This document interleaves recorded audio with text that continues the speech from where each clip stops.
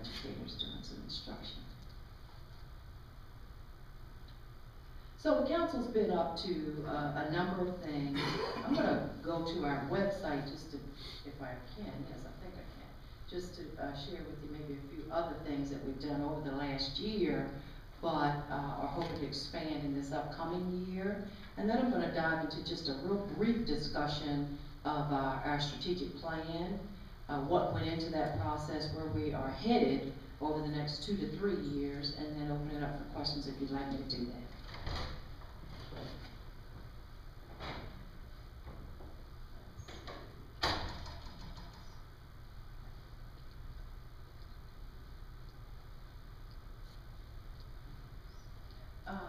One of the things that we value as an organization is our ability to reach out and connect with other partners who are already doing planning and development across our counties and to support those efforts.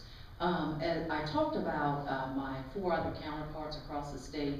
At one point, we looked across our organizations. We did a presentation for the Eastern Shore delegation about 2 weeks ago, and we looked at the fact that our organizations have done a really good job of leveraging federal funding from resources like USDA, the EPA, and others to bring into the region and to support some of the planning efforts that are already happening. I'd like to see our council begin to do that.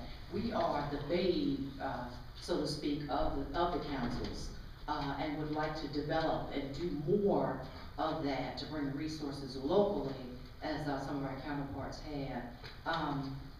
We have looked at how it is they've leveraged some of those funds and are looking to be able to duplicate some of that. I've had some conversations with the EPA, with the USDA. We invite them in when we do our meetings. You can look at when our upcoming meetings are from the website. They are open meetings, so you are invited to come, anyone in the room who would like to.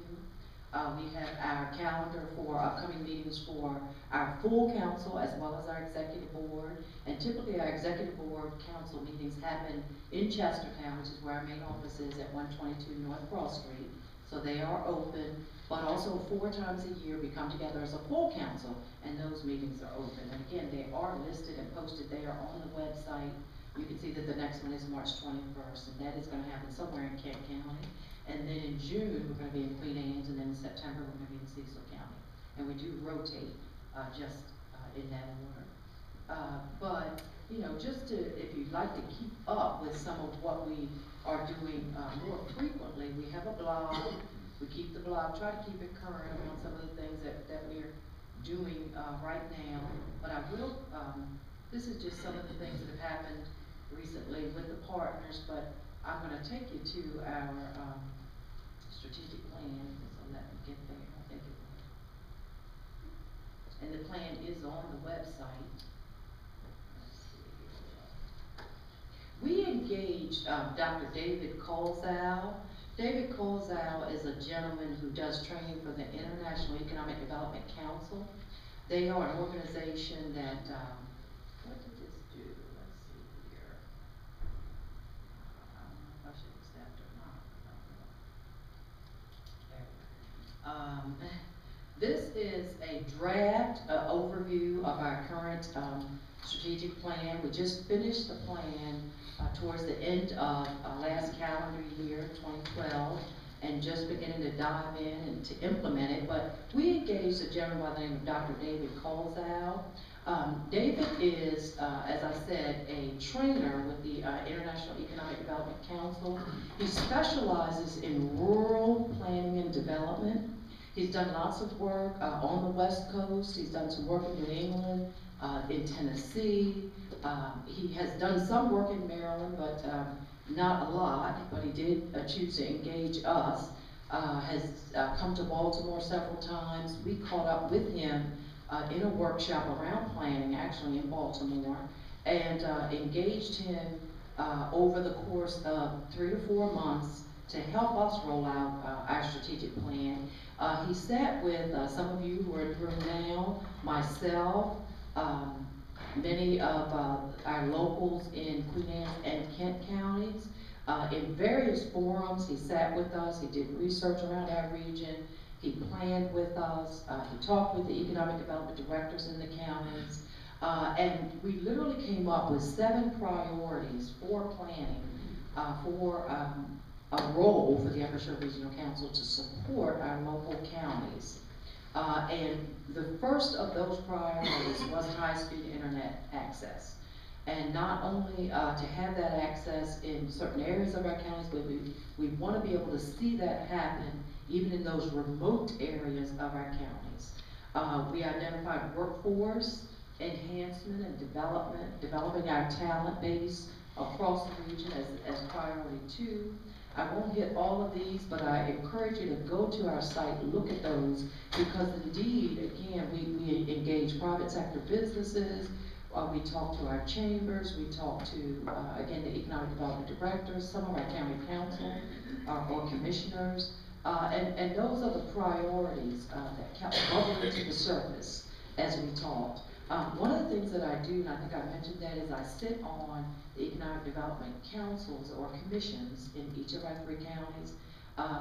These priorities bubble to the top in those arenas as well. I do sit on the Cecil County Economic Development Commission, our council, and I do sit on 2 work groups on the commission.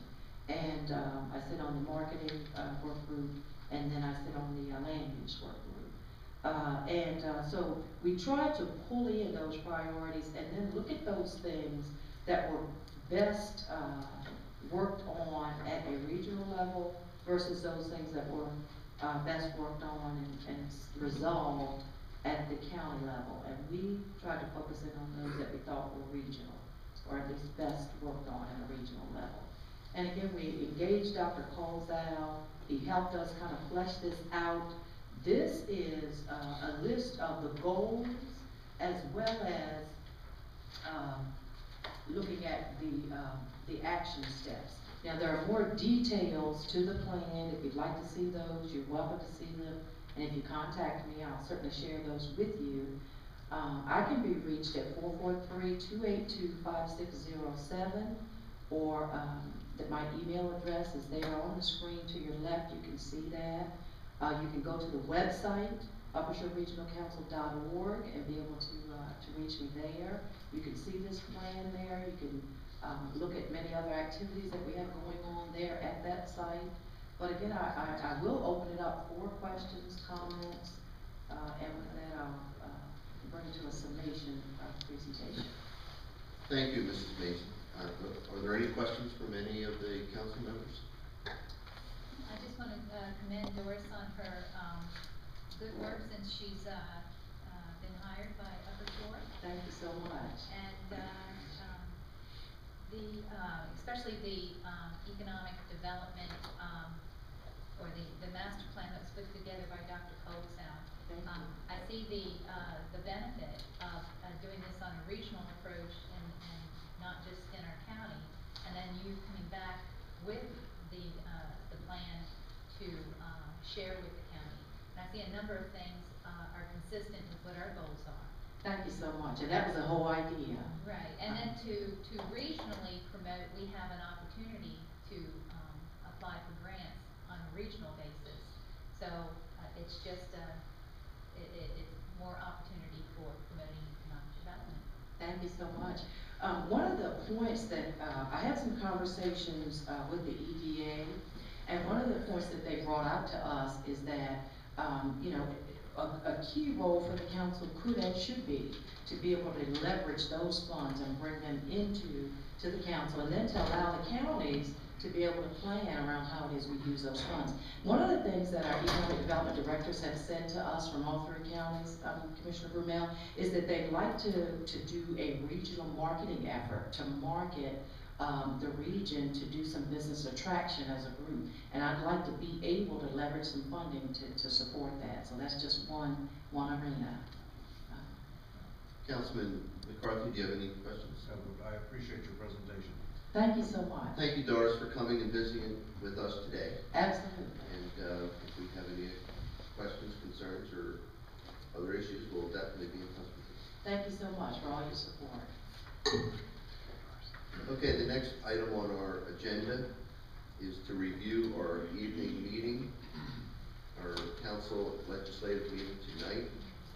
starts at 7 p.m. There is a public hearing at 7 regarding amendment to the Cecil County Water and Sewer Plan. Does any council member have any questions of Eric Senstrom regarding that resolution and to amend the plan? This is for the package plant in Conway.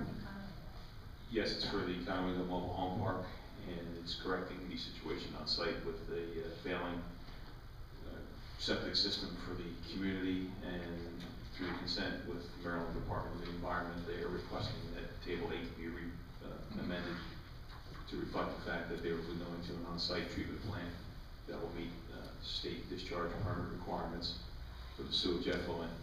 Don Masson from Morris, Ritchie and Associates, the consultant on this project for Conway Mobile Home Park, will be in attendance this evening to answer any questions on specific items that the council may have as to the history of the project, the interaction with MDE, and the details on the solution to the problem.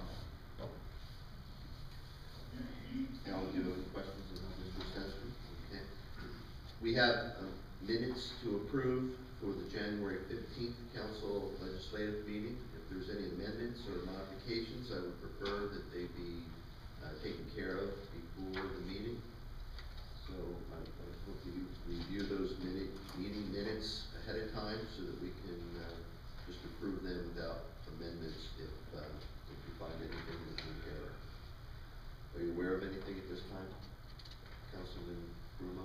No. There will be a presentation by the council and the county executive to Sandy Turner, Tourism Director.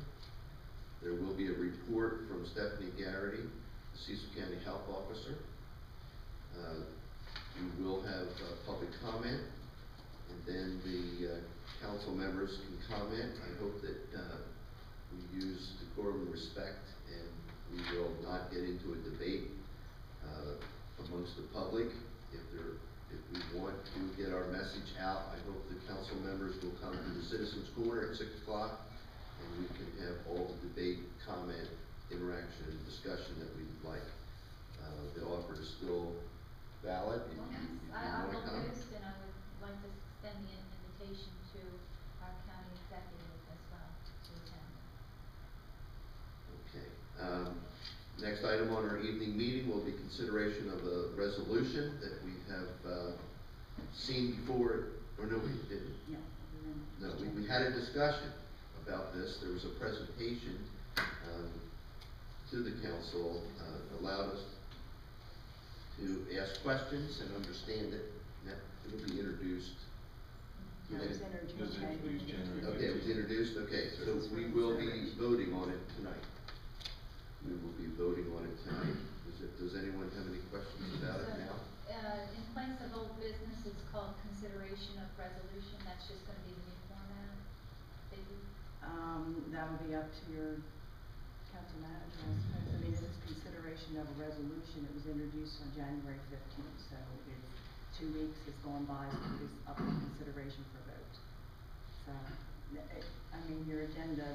Yeah, I would propose that we have something that's more clear, that it's up for vote, and that it was already introduced. You agree? Well, I can understand the word consideration because it doesn't mean that we have to pass it. It will be coming up for a vote. So if you have a better terminology for that category in the agenda, we can consider it. Does anyone have any questions about the resolution regarding cable television service franchise agreements? Under new business, we will be introducing 2 resolutions. One of them is Resolution 03-2013 regarding the Riverwoods and Northeast project. I assume that Brian Lopez from Osprey Property is here today. If you have any questions regarding this resolution. Yes, it's in the handout, please. That's the thing we present, I do have one question. Have you been your company has been here before and gotten the commissioners to sign off on this? He's Yes. gonna update you on all And that. I can give you an update on that. Okay. Thank you.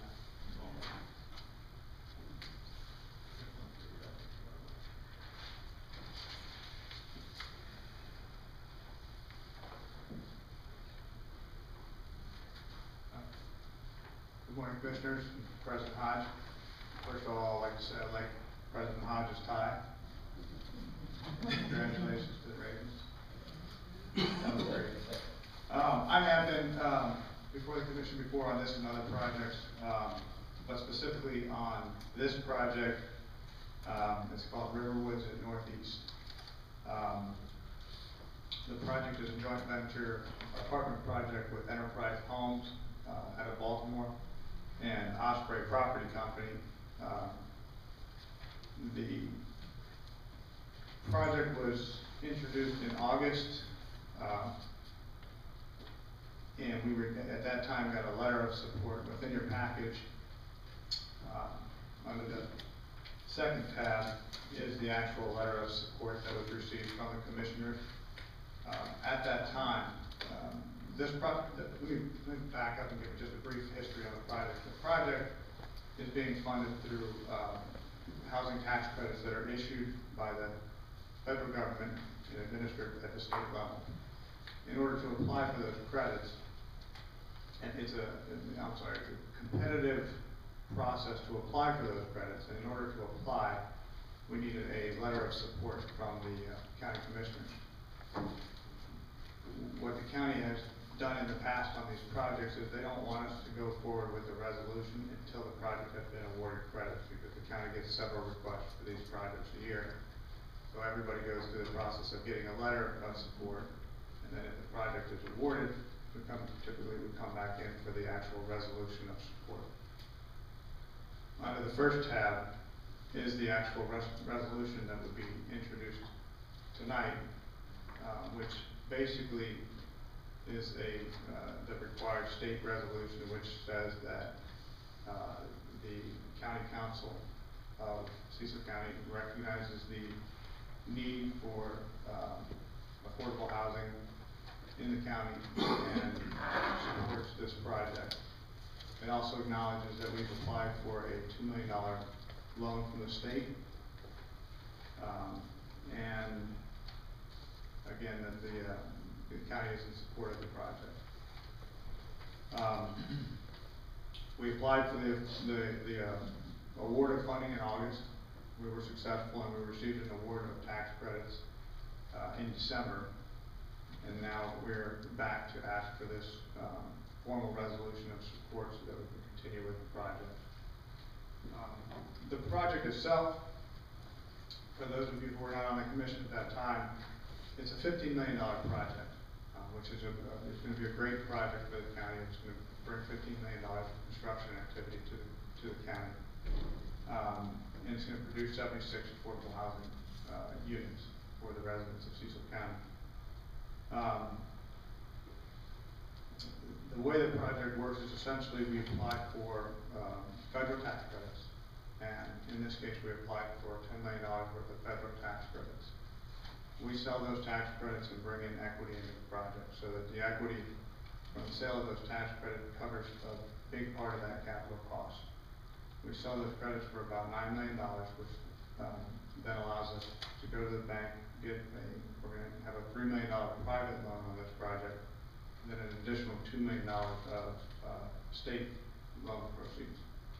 And those are the bulk of the sources that will be used to finance this project. In exchange, we agreed to keep the rents at an affordable level for residents who earn below 60% of the area median income. So in this county, we basically be serving residents who earn approximately between, on the lower end, $20,000 a year in income, and on the higher end, we serve families who earn the maximum would be about $51,000 annually. The project itself is 76 units.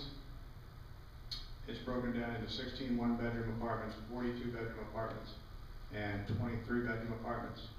The average rent is about $671 on average, and as part of the financing structure, we agree to keep those rents affordable for a term of 40 years. In addition, what this financing structure allows us to do, and if you turn to the last tab, it'll give you an overview of the project itself. The project is located on Route 40 and Main Street extended.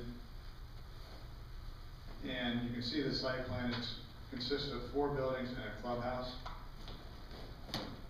The site's actually it's a 10-acre site, so it has plenty of room for walking paths, a playground for the kids, and most importantly, we have a clubhouse for the project. All of the finishes are going to be no different than what you would see in any other type of apartment project that you've seen. Similar in quality to the project that you can see from Route 95 and off of 272. In that, we build it with good quality. The tax credit equity that comes in on the front end helps us to build a quality project and operate it efficiently, so we can build it with all of the quality and materials that you would see in a Class A apartment. We also agree as part of the competition that our energy efficiency within our apartments is going to exceed the standards by at least 15%. So our apartments will have Energy Star appliances, fluorescent light fixtures, insulation, extra insulation in the walls, better windows than the standard builder grade windows, and better insulation in the roofs and in between the floors. So it's a very, very high quality project. You can see this is some of the proposed elevations that are included in the rendering, and then the elevation of the clubhouse. And then most importantly in the clubhouse is where the community kind of becomes a community. The project will be professionally managed by Habitat America, who is an affiliate of Osprey Property Company. Habitat manages about 10,000 apartments across this region, mainly in Maryland, a couple in Virginia and Pennsylvania. But part of the key to any apartment project is the management. We've seen good apartment projects, we've seen bad apartment projects. It all comes down to the professional management. We will have full-time staff here. We'll have a full-time manager, a full-time maintenance person who will possibly live on site. And our management company also manages other projects in the area. The Osprey Property Company developed Victoria Park in Northeast, which is an affordable senior project in the town. Habitat's the manager of that project. And we renovated the Cedar Hill Apartments, now called North Bay Apartments. And I think you've probably seen a very good turnaround of residents there. I know the town of Northeast has been very happy with the way it was renovated and the current management of it. We've just had a lot less problems than when we initially purchased the property. But again, that all comes back to why we're putting a clubhouse on a project of this size. We really want to have interaction with the residents, and what this community building does, it has a community room that's big enough to have events. We can have Friday night movies, we can have after-school programs for the kids in the summer. We're proposing to have a business center with computers so that they can access it. If they don't have access to a computer at home, they can come into the community center and access a computer, mainly during the day, but we also usually have key fob systems so they can get in there and access it after hours with some restrictions. Again, we also have an on-site maintenance office, a fitness center, and a tot lot. So, we're excited. We're very happy that it was funded this round. We're asking for your support, and if you have any questions. But again, we're thrilled that this is going to be able to get started, and I'm hoping that we'll be able to break ground by the end of the year. Any questions from the council members? One, few. Well, I was just wondering, do you know at this point how many are gonna be the 2, 3? Yes, it's 16 one-bedroom apartments, 42 bedroom apartments, and 23 bedroom apartments. Alan? Is this a for-profit organization? Osprey Property Company is for-profit. Enterprise Homes is a nonprofit. The ownership entity will be for-profit, so they will pay taxes both to the county and the, actually, we're outside of the town, so it will not pay town tax. But you would pay county property taxes? Yes. And you say it is for-profit? Correct. Thank you very much. Any other questions? Okay, thank you very much for coming and presenting this to us again, and it'll be on our agenda for this evening's meeting. All right, thank you.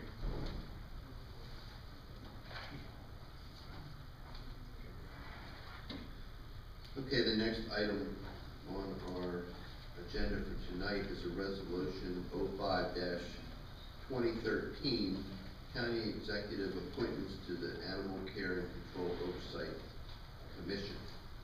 In your packet, you have the list of nominations that for appointment that the county executive has provided. It's my understanding that the county executive has chosen the council members'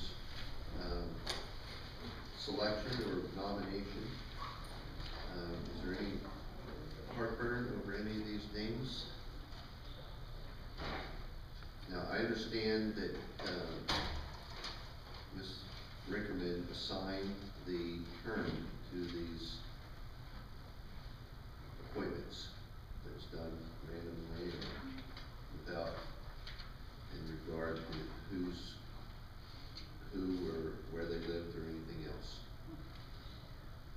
So are we okay with the term that was proposed for each appointment?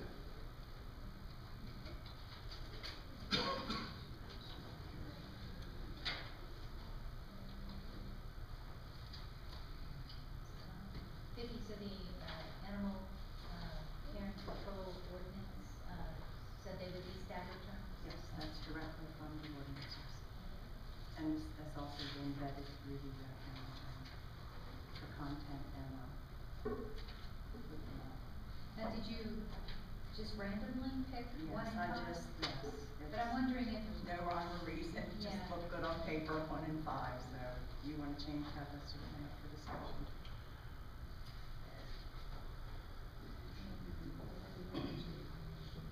Questions? just didn't know if you wanted to make it consistent with the districts, but it, the term, staggered terms. What are you proposing this? Just putting it out there for discussion, it doesn't matter to me one way or the other.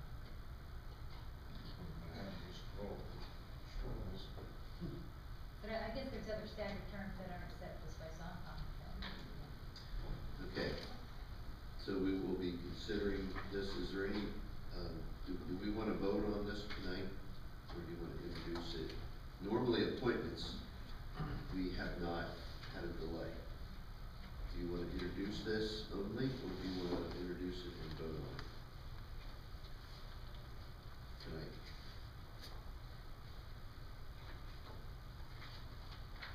What's the pleasure of the board? They are the people that we recommended. And then we can vote on it, I'd be perfectly pleased with that. Seems to me that there were times that we have to delay, that it was delayed a week or two, but,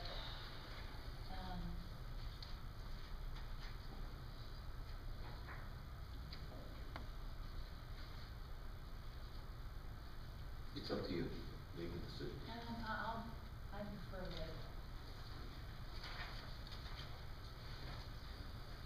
The next item on our agenda is I'm going to call it a presentation by Director Flanagan, Director of Public Works, regarding a Maryland Department of Environmental Sentinel. He's here today to bring you up to speed on what he's going to provide to us tonight. A synopsis. Yes.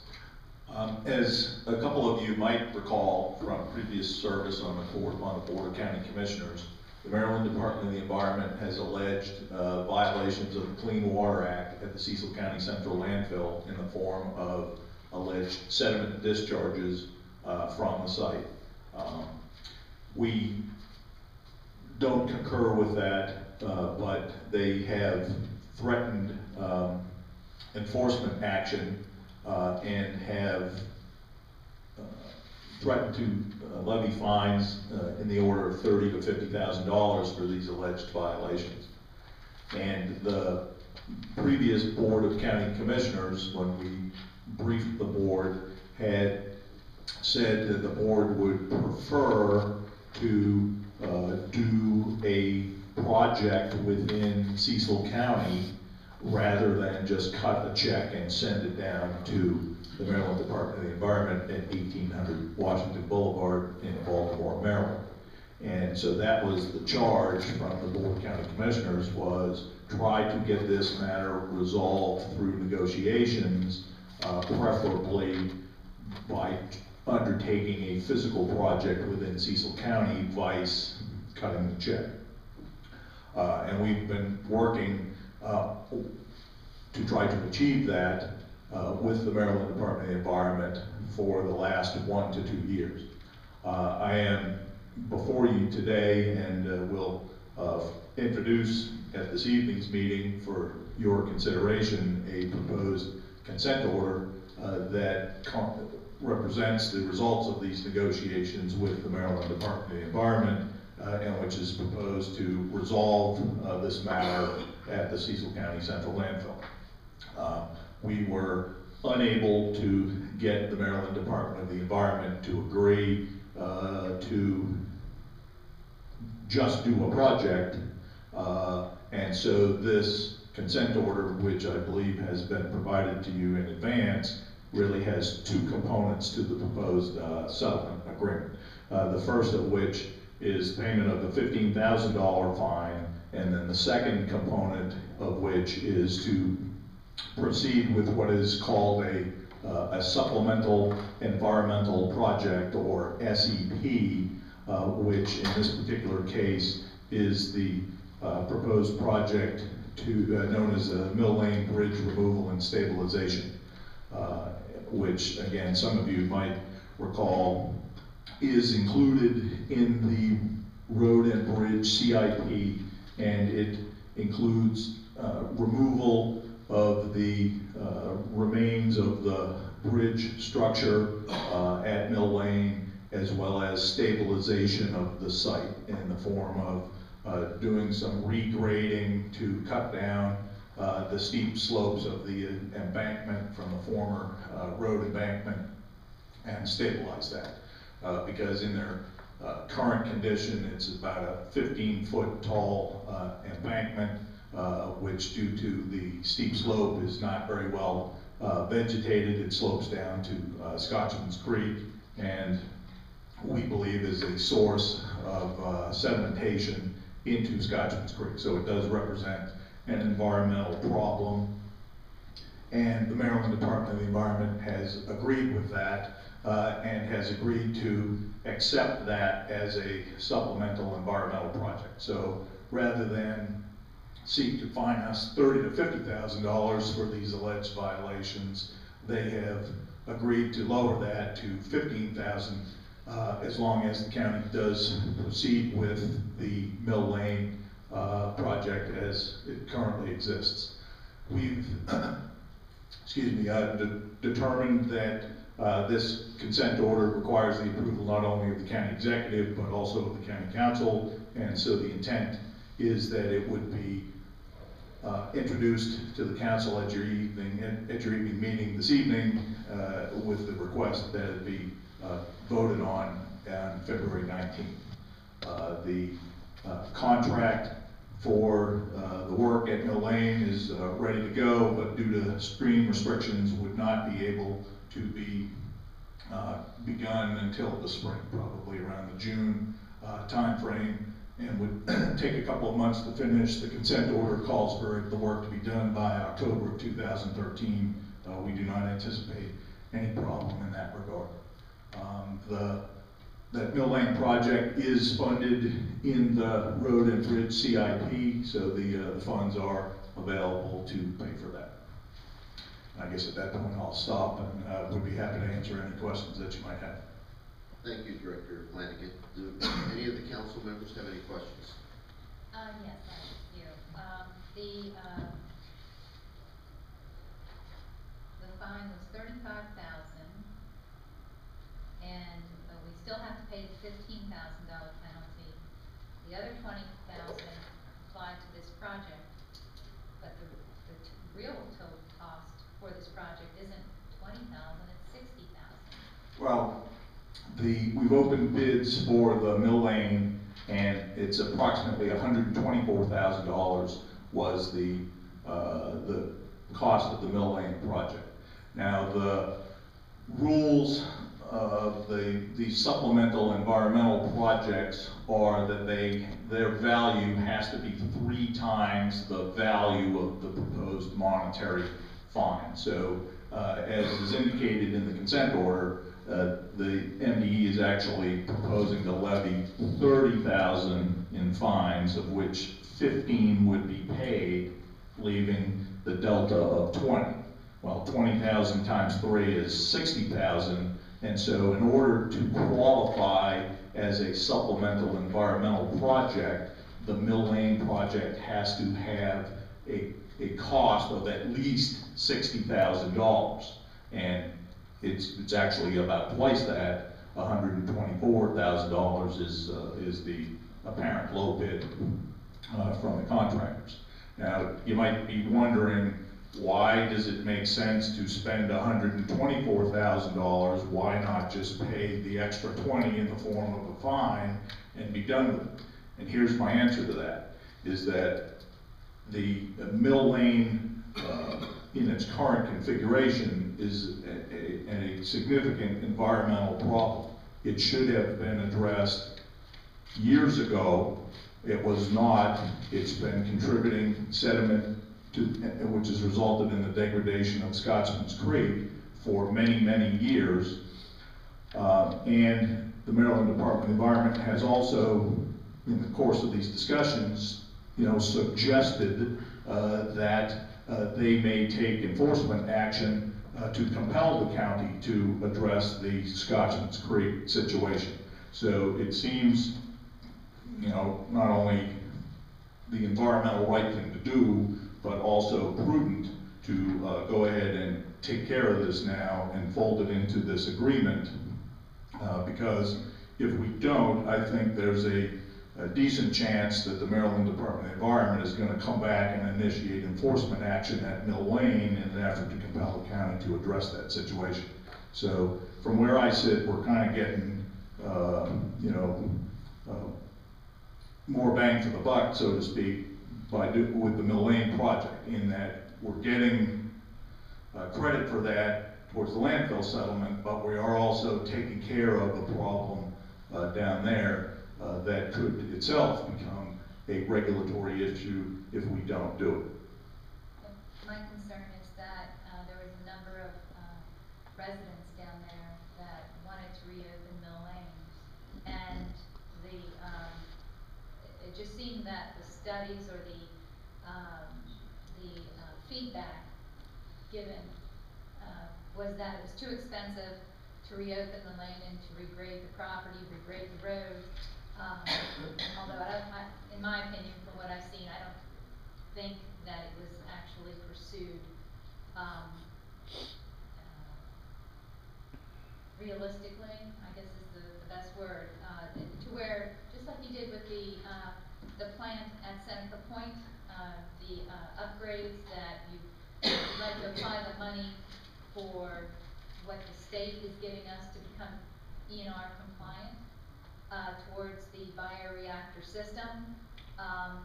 why not use the $124,000 we're gonna have to spend on this to, regrade the road, to level it off? I've never seen any plans, a realistic consultant's report showing the actual cost. I know what you based it on a previous study, but it wasn't the grading that was described,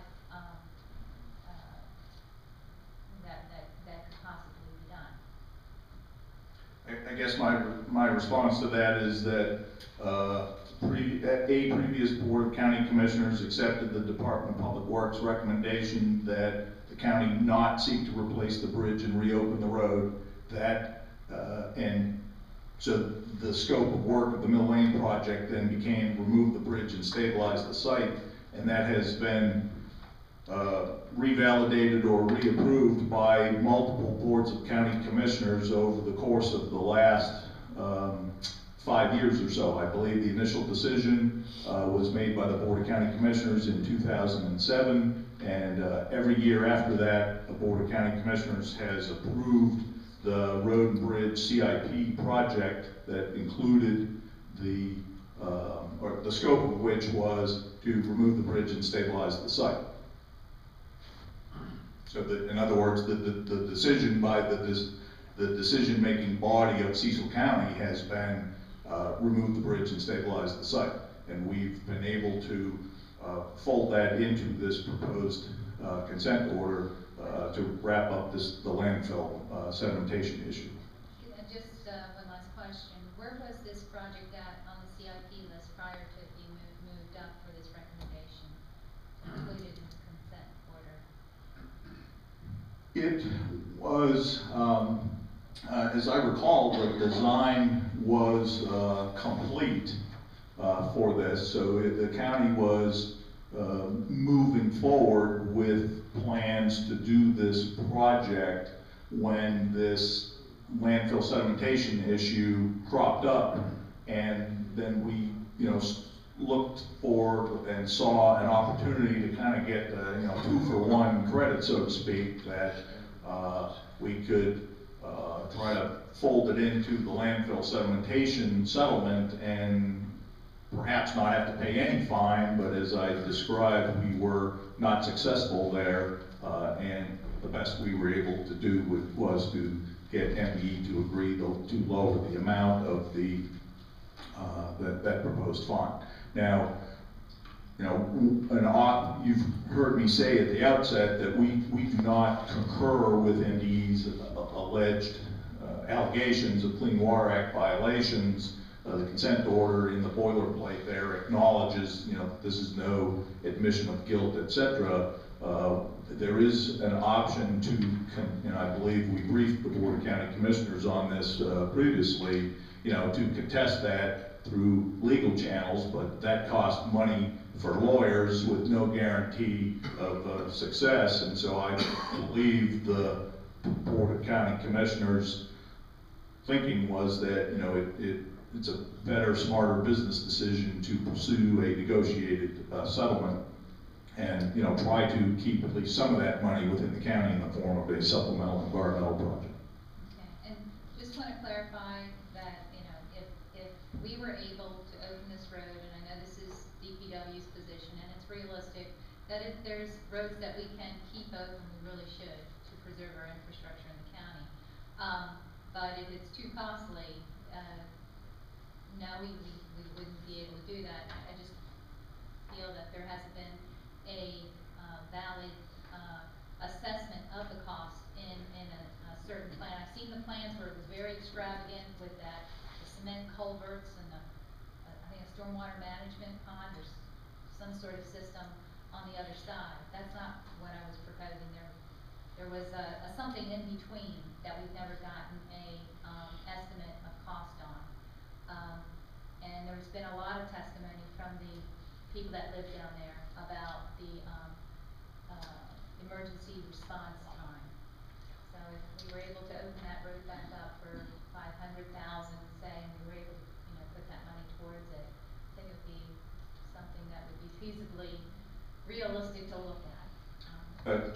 Just for the record, the Department of Public Works estimate of what it would cost to without trying to reestablish the pond that once existed there, but just to construct a structure over Scotchman's Creek and then reopen that road, but widen it to support two-way traffic is in the official cost estimate is $3.6 million.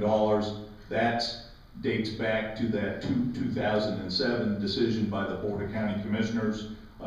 Sitting here looking back, I believe that cost estimate is low, that the actual cost would be significantly higher than that, and that it may not be possible to get the necessary permits to even do it.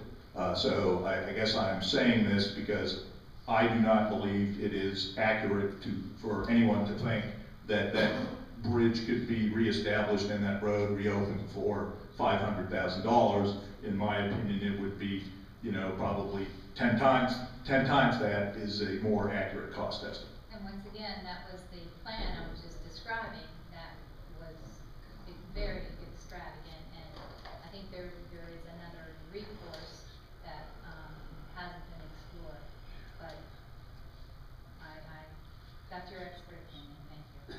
Councilman McCarthy, do you have any questions or concerns? Could you quantify the amount of sediment that might have possibly escaped from the landfill? Was it just the possibility they could have escaped and never did? There's, we do not dispute the fact that sediment was discharged. What we dispute was the circumstances in which that occurred. For example, the state's regulations with regard to stormwater management require that the structures be built to accommodate, the maximum storm that you would expect in a 2-year time period. And then those structures have what are called emergency overflows on them, so that when you, not if, but when you get a larger storm event, it bypasses the regular treatment system, and partially treated or untreated stormwater is discharged into the receiving stream. Now, the Maryland Department of the Environment appears to be taking the position that under no circumstances whatsoever, including the 1,000-year flood, can there be any sediment discharged from a site. Our response back is that, well then, if that's what you believe, you should change your regulations to require facilities to be designed to accommodate the 1,000-year flood. But that's not what your regulations require. And they have this thing called an emergency spillway. So that by definition, that's an acknowledgement that there are going to be certain rain events during which partially treated stormwater is going to be discharged from the site. And if you drive around during these major rain events, and you look at the streams flowing around Cecil County, what do they look like? It's brown, muddy water, because that's what you get in a hurricane, a major tropical storm.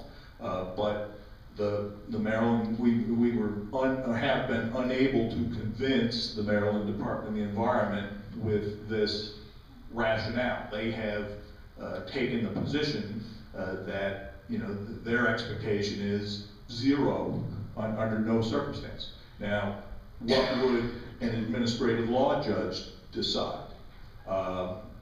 We don't know. That's the big question. We've concluded that we think it's better to do this the settlement rather than spend more money on lawyers with no guarantee of what the outcome is. Because we could theoretically spend a lot of money on more money on lawyers contesting this through the administrative law judge procedures, and at the end of the day, be found guilty and then made to pay perhaps even more in the way of penalty. So we've kind of approached this from a business decision perspective, where we believe that the proposed settlement is a good business decision. We do have to kind of swallow hard, a little bit in terms of the penalty. It pains me to pay anything, but, trying to look at it from a rational business decision perspective, we've concluded that we think it's a fair deal, and it appears as though the Maryland Department of the Environment has concluded the same. I concur with your decision, and thank you for your explanation. I guess I would extend the offer that if anyone is interested in doing a site visit down there to Mill Lane, we'd be more than happy to facilitate that if anybody wanted to see that for yourself. For the record, I've been there 3 times. It's a nice hike, and it's been on the books for something to happen for a long time. And I know that the progression has led us to where we are today, and I'll have to say that the stars and the moon are aligning to make this happen. And I think it's the right business decision to make, because this morning we spent an hour talking about whether it's $800,000 or $1 million worth of legal fees. I don't see any reason to try to spend $100,000 to save $35,000. In any event, I guess my question is, you are seeking approval from the council to approve this consent order, and why wouldn't that be done by resolution? It was the county attorney's position that council action was required because of the budgetary implications involved with with implementing the consent order as far as the capital improvement project. So The payment of the fund. just for the record, wouldn't it be better if we approved the resolution approving the order? We'll just defer to the council on that. Well, is there money in the budget already allocated to cover these costs? It sounded like the road project, or the Mill Lane project. The Mill Lane project is funded through the Road and Bridge CIP. As far as payment of the penalty, that would be out of the landfill enterprise fund. There is not currently, there is a line in that operating budget called judgments and losses, but there is not any money in there to pay this proposed penalty. So that would either require taking that from somewhere else within that approved operating budget, or from the fund balance. And I guess I don't know that a final decision has been made on that matter. If there's no objection, and if there's no other good reason not to, I'd prefer to pass it as a resolution. Well, I'd like a budget amendment to go along with consent orders like this, or when there is budgetary implications, that we understand what financially goes along with this. Does that make sense? If there's a budget amendment that's required to pay the fine, we'll present that as we normally do. I don't think you've made that determination yet, where it's coming from, so if there is a budget amendment, it will come before the council. But you understand, I'd like to go along, or at least be disclosed, that that's the situation. We need to know that up front. Okay. Well, I think I've tried to be clear on what the costs involved are. It's the $124,000 for the Mill Lane and $15,000 for the penalty. The $124,000 for the Mill Lane project is approved and funded within the Road and Bridge CIP. The $15,000 will come out of the landfill, or is proposed to come out of the landfill enterprise fund. I guess the remaining question is, does it come out of the current, somewhere else within the approved operating budget, or out of the fund balance? I believe either way will work. If we need to find it somewhere else within the approved operating budget, then we will find it somewhere else within the approved operating budget. President Hodge? Yes, sir. One last question concerning the sediment escaping from the landfill. In view of the fact that we have tremendously bad storms, and the ordinance has stated that it's to withstand something that occurs maybe every 2 years, how can you identify and correct these things when it seems like there is no correctable thing you can do? Excellent question. And this if you read the fine print of this proposed consent order, it's, you know, clearly states that this is intended to address previous alleged, and MDE is clear to hold open the possibility that they might try future enforcement actions. But, you know, we don't want that to happen. And so we have been working very diligently, both through the solid waste operating budget, but also within the solid waste capital improvement budget, to undertake other projects that are intended to prevent future sediment discharges, you know, to the maximum extent humanly possible. Now, I can't sit here and tell you that if we have the 1,000-year flood, that there isn't going to be any, you know, any sediment discharge. We could probably spend all the money in the county's budget and still not achieve that. That is a mission impossible, whether the Maryland Department of the Environment cares to admit that or not. But we have undertaken this step pool stormwater conveyance project. They talk about that in there. That's the step pool project you might have heard me mention before, which is a part of the stormwater management system at the landfill. And it's 98% done. We're going to cut the ribbon on that thing in the spring when we can finish the plantings. That's part of trying to make sure we don't have future problems. But there are many other parts too, the most significant of which is to get the slopes better stabilized at that landfill. It's got very poor site soil, but Solid Waste Management Division has been working very hard to manufacture their own topsoil and to go around and stabilize slopes by applying the topsoil, seeding it, and getting vegetation to grow so that less soil will wash into this step pool stormwater conveyance thing and ultimately be discharged. So we are working a lot of different things to try to do that, and we look forward to showing you that, Councilman McCarthy and anyone else who's interested, when we give you the tour of the landfill, which I believe is scheduled for the afternoon of February 26th. So it's difficult for me to describe in words everything we're doing out there, but I look forward to the opportunity to show it to you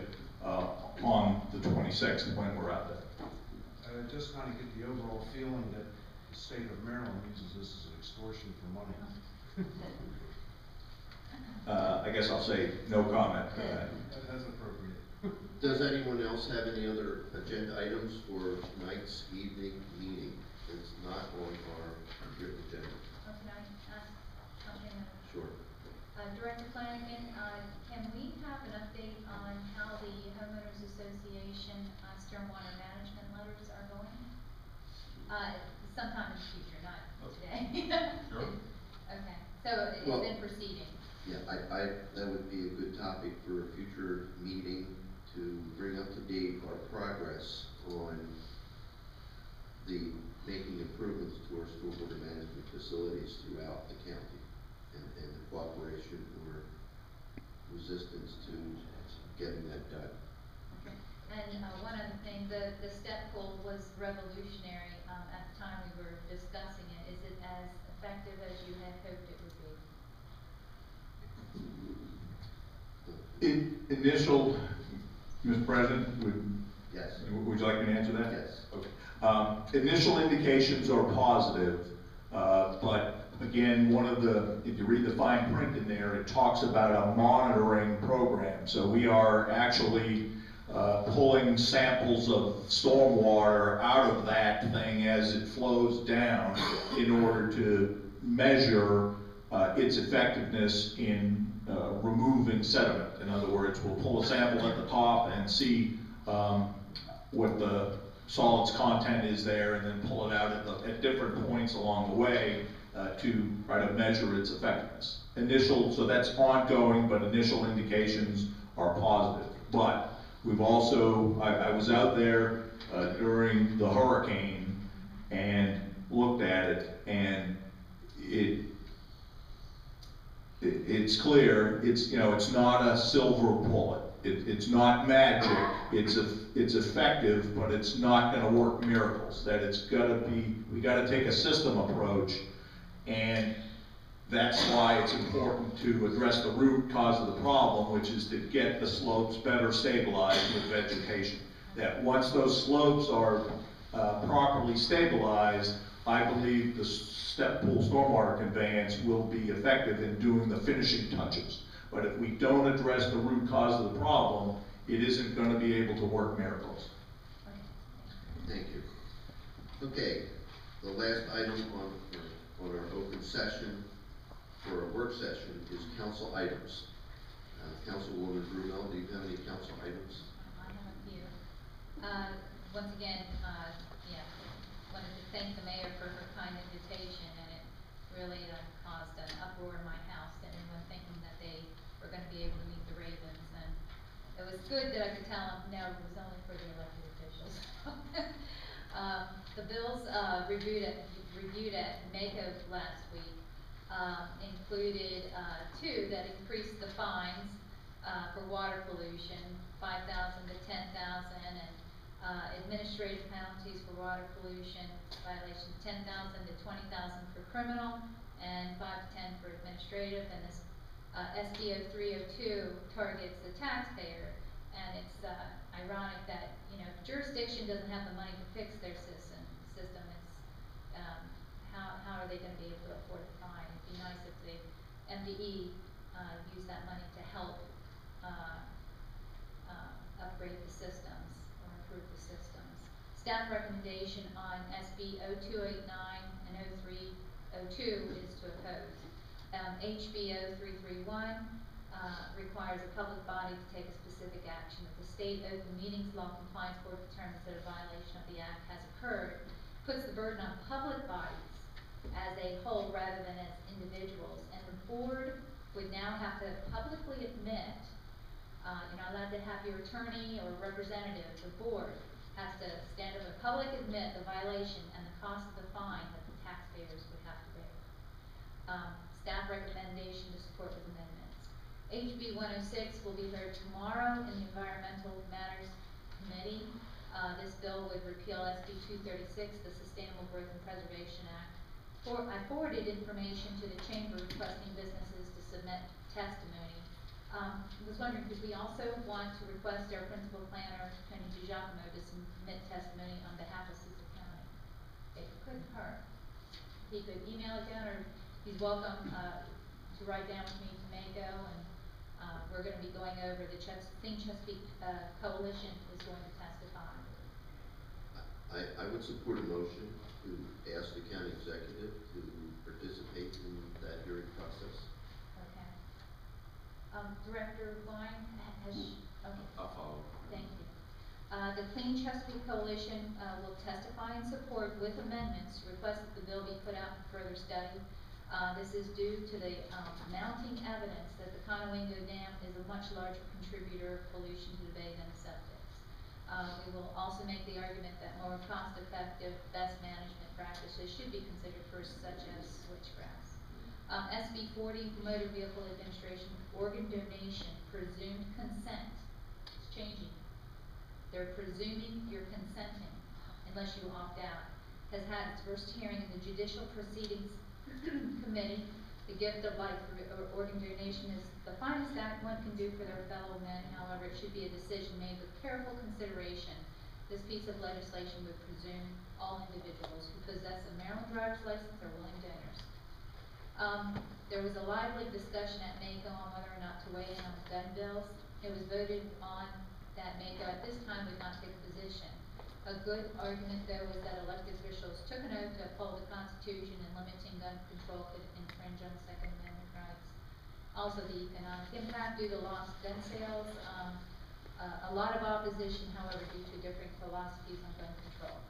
SB 0281 cross-filed as HB 0294 is the Firearms Safety Act of 2013, and this bill is going to be heard tomorrow in judicial proceedings.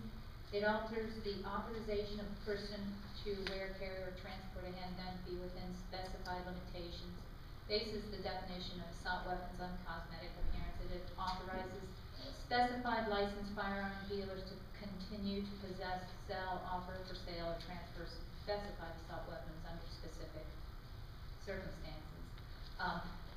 Delegate Schmiegel requested that the council consider Sunday hunting once again.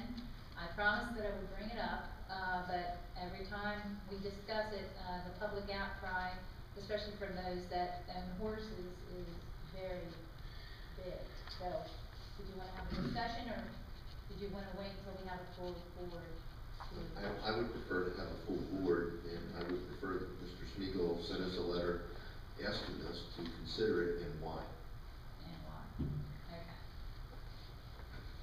And then I need a request for guidance, an official request for guidance from Attorney Will Allison regarding a certain position that we have talked about, and I don't want to bring it up now or say it out loud.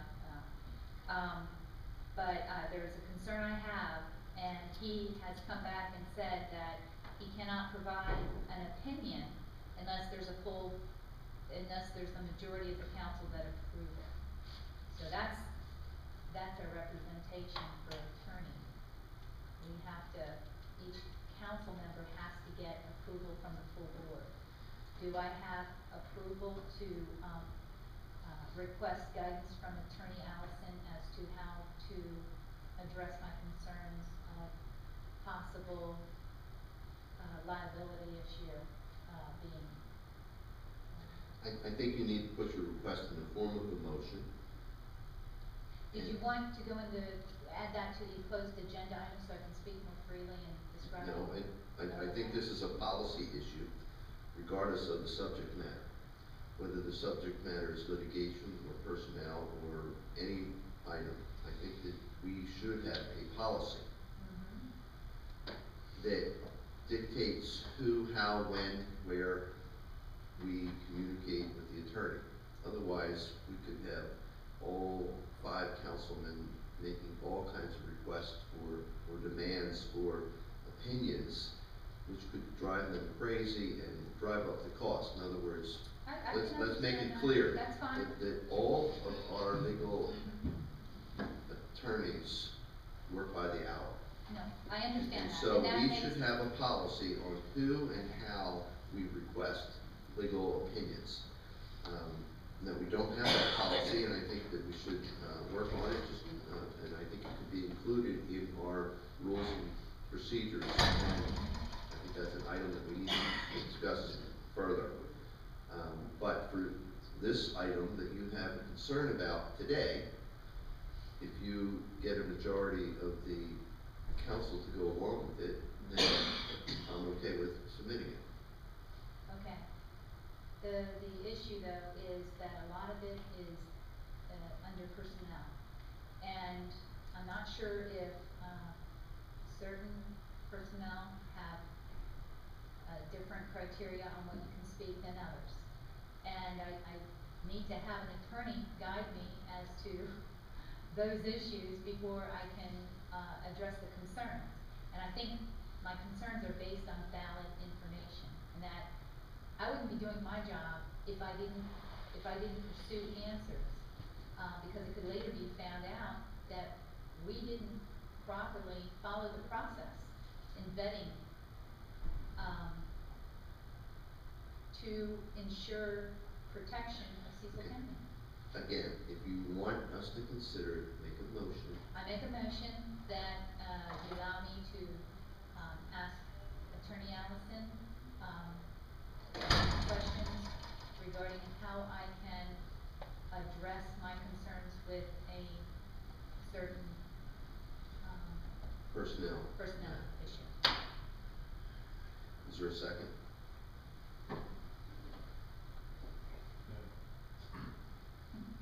Okay, I'll say that the request dies for failure of a second. And so you're not seconding it? That's correct. Okay, so you do realize at some point I might have to just on my own, publicly just say, well,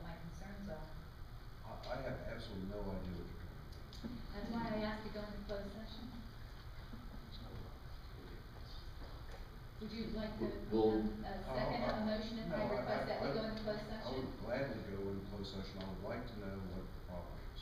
Well, okay, good. I make a motion that we Well, discuss this let- further in closed session. Do I have a second, Mr. McCarthy? I'll say who it is. Yes, well, we'll vote.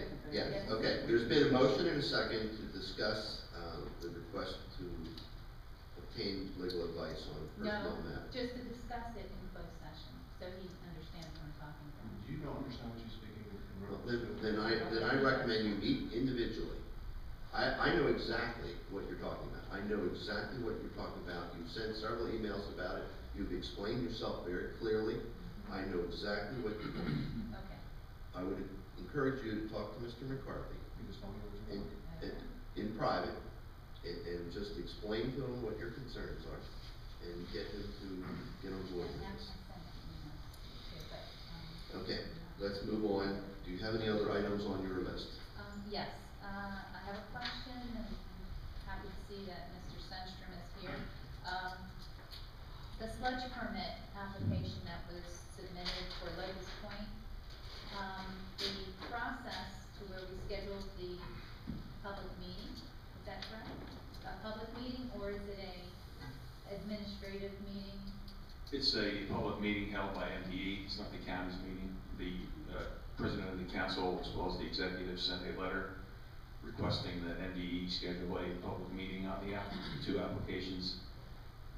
The representative from MDE to whom the letter was sent has stated that the public meeting will most likely not be held until this summer, due to the steps that MDE has to take in reviewing the documents that have been presented to them as part of the application process, and the rest of their standard due diligence, to quote the representative. So she said that the county government will be notified by correspondence from MDE of the time, date, and location of the public hearing, and that will also be advertised in the Cecil Wing. Great. I just want to say, one of the concerned citizens has been doing research on the effects of this sludge, and I was surprised to hear that the metals are not, tested, that it's too expensive for that testing. In the contract, it says if you have sludge put on your property for 3 years, you have to provide disclosure, if you sell your property, that you did do this, and that, you have to wait 3 years before you grow anything that's edible. Pretty scary stuff. Okay, just to go further with Director Stenstrom's comments, this is not our hearing. This is Maryland Department of Environment's hearing. They will select the date and time and place. It is an informational meeting. I'm not sure the format of the meeting. We don't regulate the meeting. It's really their party. And so we would encourage them to allow public comment. We would encourage them to not only inform the public on what their intentions are, but to allow the public to speak their mind about this issue. But again, this is not our meeting, it is their meeting, and they have total control over all aspects of the meeting, but we will certainly encourage them to involve the public in the meeting the best that they can. Well, it's encouraging to hear that, it's gonna be in the summer, enough time for us to discuss with them, whether they're gonna allow public comment at that time. And I know that at the St. Mark's Church Road, hearing, that they did allow it. So I would be surprised if they changed the policy. It's apparently a long process. There's no rush to get it approved, and I don't think people need to panic on that they need to speak out right away. There's been, some people said that I missed the meeting, and no, there's been no meetings at all yet, and there will be sufficient notice about the meeting, and we will bring it up to the public when we know about it. Mr. McCarthy, do you have any comments? Okay, I wanted to also bring up to the attention of the public about the sludge permit application, and that we will sufficiently notify the public when we know when and where and what's going on. Ms. Brumwell did bring up the request for legal opinions from the county attorney, and we need to develop a policy on how we ask for those opinions, and we'll put that on our work session. Now, Ms.